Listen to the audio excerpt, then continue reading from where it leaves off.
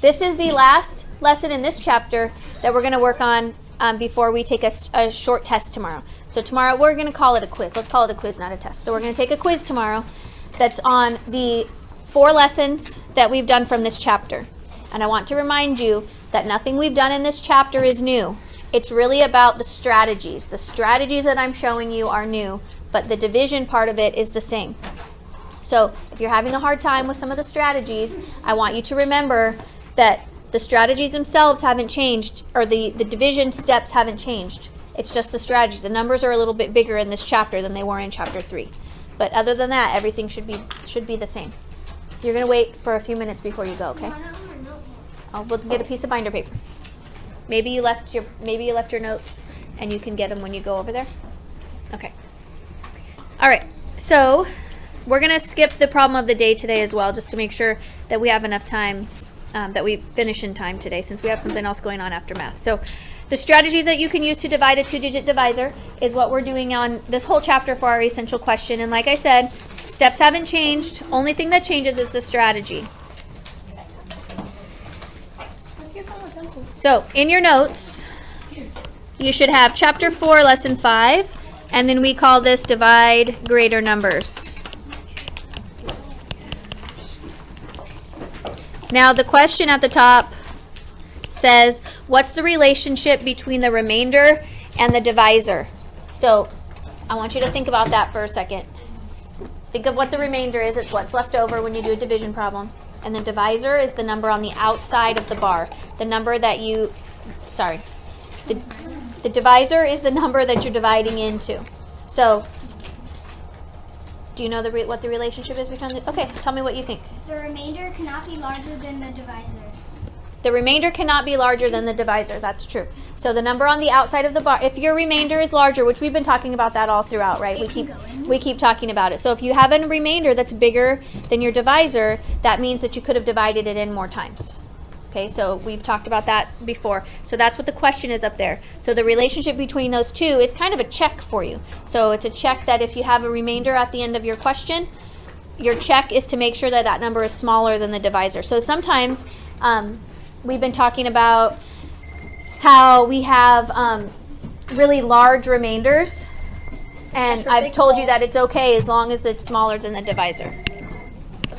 But what was called? Here's some notes. That's what we're going to write in here. The remainder should always be smaller than the divisor.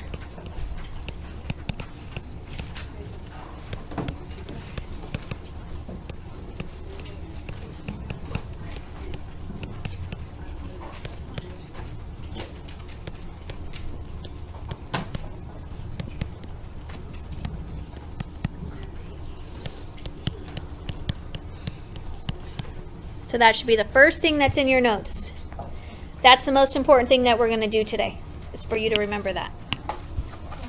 The numbers are a little bit bigger on some of these examples. That's the other thing that you're going to notice. So number 1 is the remainder should always be smaller than the divisor. So every time you get a remainder, just double check that it's smaller than the number that's on the outside. If it's not, then it needs to be changed. Like you did something wrong, maybe you could have divided another time. Okay?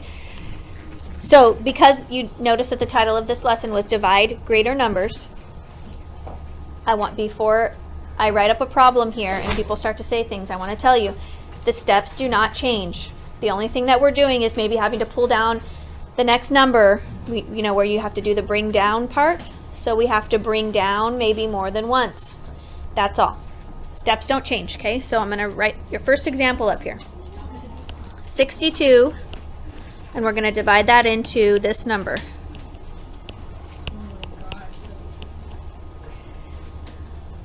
So 62 divided into 18,940.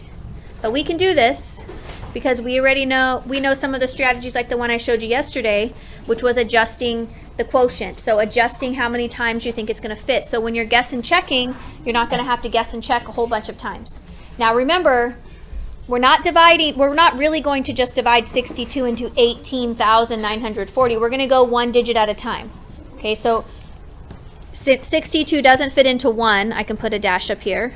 Since 62 doesn't fit into 18, I can put a dash up here. And we're really going to divide 62 into 189. So maybe we estimate 62 as 60. And then we estimate 189 as maybe 190, right? So maybe 3 times, because 6 goes into 18 3 times. So that means 60 would go into 180 about 3 times. Okay, so let's say 62 times 3. So 3 times 2 is 6. 3 times 6 is 18.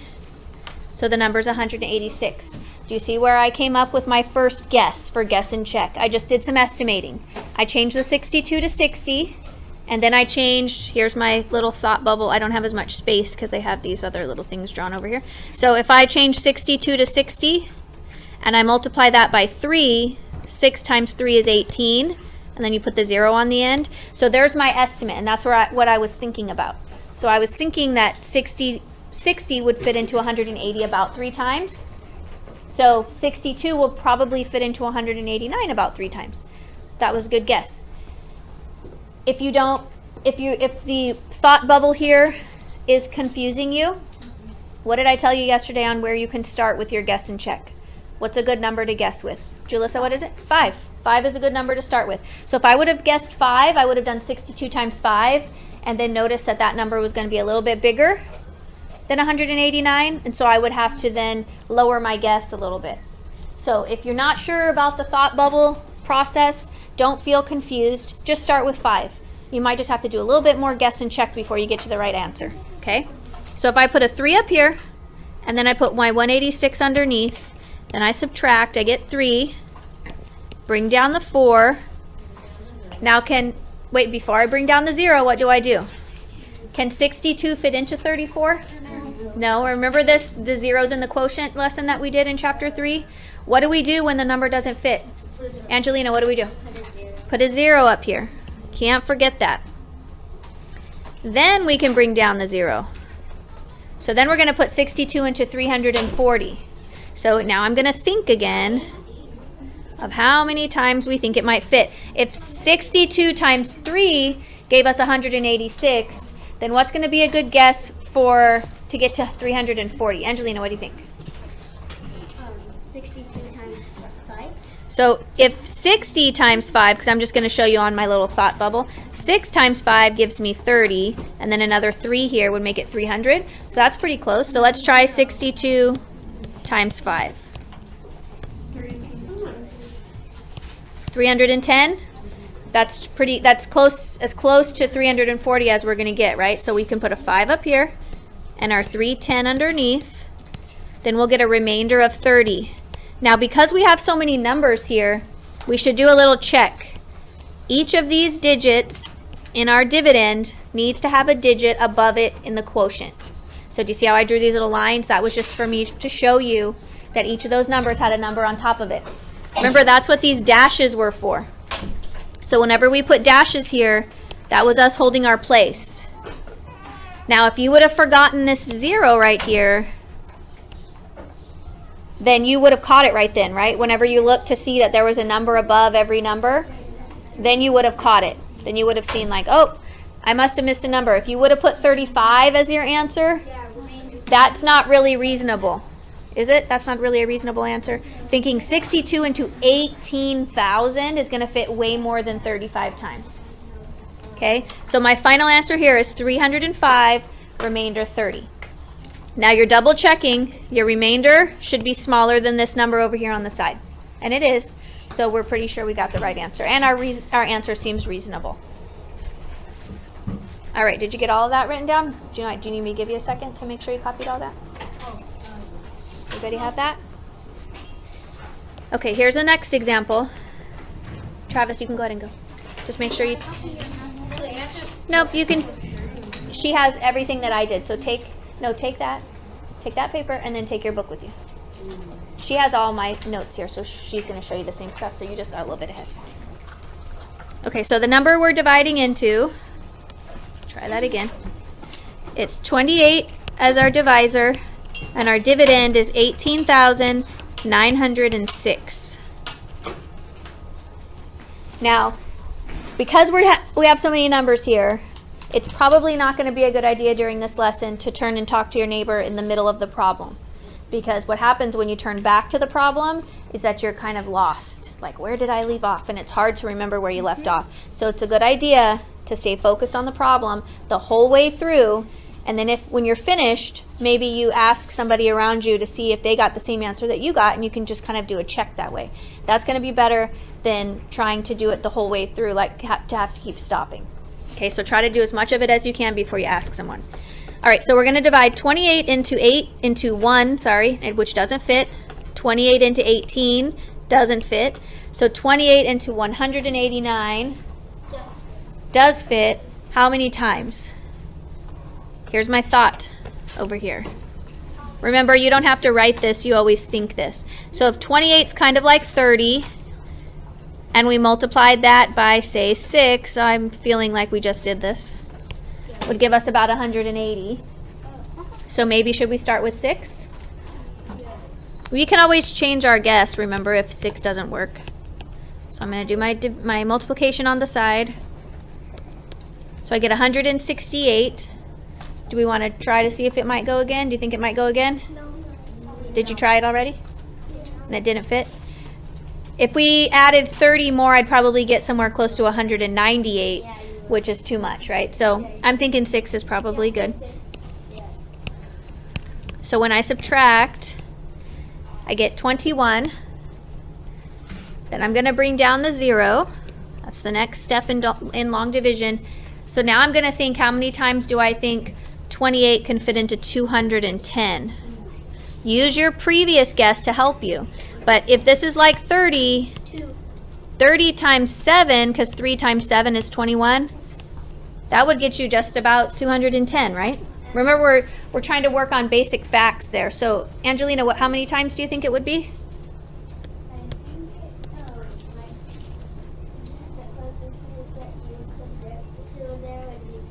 Okay, let's try 7.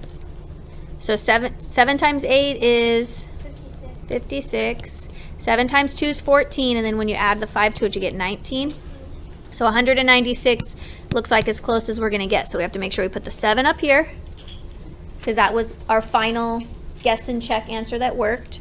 And then we're going to subtract. I have to do lots of borrowing here.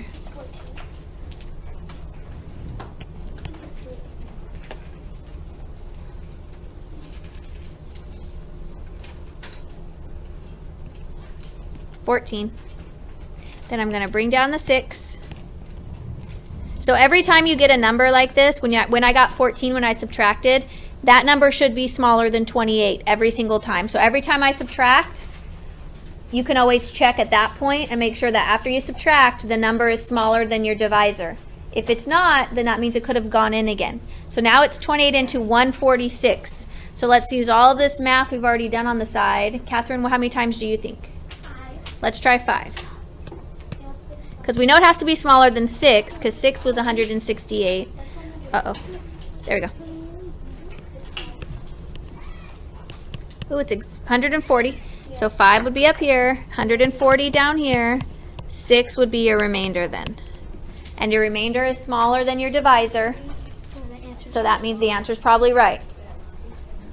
So 675, remainder 6. Now here I am double checking. I'm also making a bunch of other weird lines on here, but I'm double checking that every one of these numbers has a number above it. Okay. So, did you see how we were able to use some of our work over here on the side? We used our work over here on the side to help us with our other guesses. So remember how I told you a couple days ago to not erase any of your work on the side? So every time you're doing guess and check, never erase that stuff, because you can always go back and use it for a different problem even. And it might not be 28 that I'm multiplying. Maybe it's something like 26. That's a number that's pretty close, and so it gives you kind of a good place to start, because you've already done all that work. You don't want to have to do it again. Okay? Everybody understand that part? All right, let's go on to, turn this pen off over here. Let's go to your worksheet.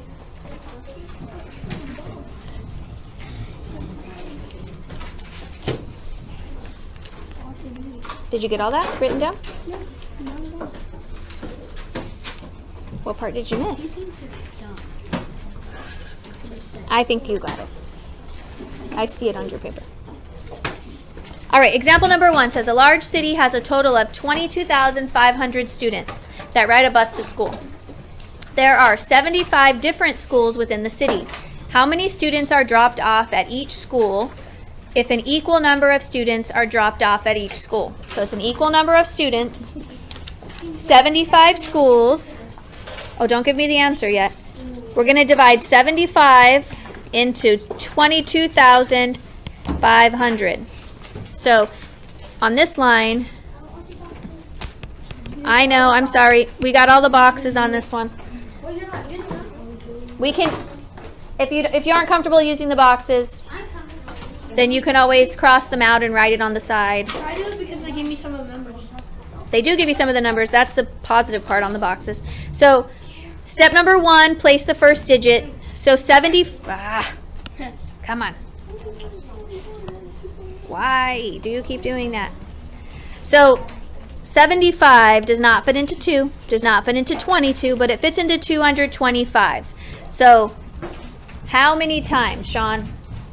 It would be 3 times, and 3 times 75 would equal 225. That's why if you minus 225 into 225, your answer will be 0.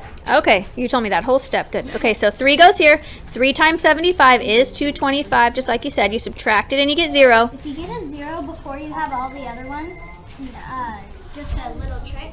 If you get a 0 in the subtraction before any of the other numbers, just put all zeros. Oh, it's not always going to be that, though. Maybe not. Depends on what the other numbers are. Okay, so here's what Nolan was saying before the phone rang. When all the other numbers are zeros, as it is on this problem, that means the only thing I can bring down is going to be a 0, which means I would have to put a 0 up in the top as a part of the quotient, right? So as I pull down a 0, 75 does not fit into 0. And then they have a 0 here, which equals 0. Then they bring down the next 0, and 75 still can't fit into 0, so I put another 0 at the top. So as long as each of these numbers has a number above it, you're good. What if you would have stopped at 3 and said that the answer was 3? Would that be a reasonable answer? No. So one way you can know that 3 was not a reasonable answer is just by stopping and thinking about it. 75 times 3 is going to give you just a couple hundred. It's not going to give you 22,000. So we're going to need a much bigger number. So one way is just think about it for a second. Does that sound reasonable? Probably not. The other thing is, just like I showed you, checking to make sure each digit in the dividend has a digit above it in the quotient as part of the answer. Okay, so if you checked that, you would see that there would be a couple of extra spaces there that you might have missed. All right? So the answer would be 300 students. So you can write 300 into the lines there. Example number 2. Estimate the quotient of 46,534 and 152, then divide. And they're asking, is 36 a reasonable quotient? So 152, let's say we round that to 150. And we say we're going to divide that by, if I look at the first few digits here, I know that 150 times 2 is 300, and 150 times 3 would then be 450. So maybe I'm going to use that number and add 2 more zeros to it. So 150 divided by 45,000. It gives you that down there in the estimate place. Oh, good. So that would be about 300. So is 36 a reasonable answer if I get 36 as my answer? Could be. The difference between 300 and 36? No. So 36 is not going to be a reasonable quotient. Yeah, so my quotient here, my estimate quotient would be 300. So now I can divide, and I know that I should get something around 300. So if I place the first digit correctly, which would not be here, not be here, so I'm going to say 3. Since this number is a 3 in my estimate, I'm going to assume that it probably goes in about 3 times, which equals 456, which is as close as I can get here. Then I get 9. Bring down the 3. Does 152 fit into 93? Doesn't, does it? So I have to put a 0 up here. And now I pull down the next number, which is a 4. So now I'm dividing 152 into 934. So how many times do we think that might fit? Nolan, what do you think? I think so you said, I said 152 into 934. well, if it goes into 456 3 times, then, try doing, 6. Because we're going to double it, right? Because the Yeah. 456 doubled would be in the 900s probably. So let's try to double it. That's a good way to think about that estimate. So now we're going to multiply by 6. Then I get 31. 912. Did you get 912 when you did that guess and check?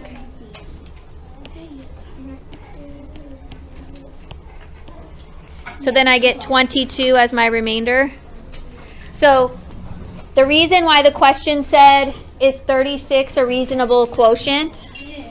Is because if you would have forgotten to place that 0 right there, you would have got 36. So they want you to just be double checking that, making sure. Okay? All right, look at the guided practice question where I want you to work with someone around you to make sure that you get the answer right. This one just has one missing number, so you have to figure out what the missing number is. Oh, it's easy. Then you may get started on your assignment. We have 20 minutes starting right now.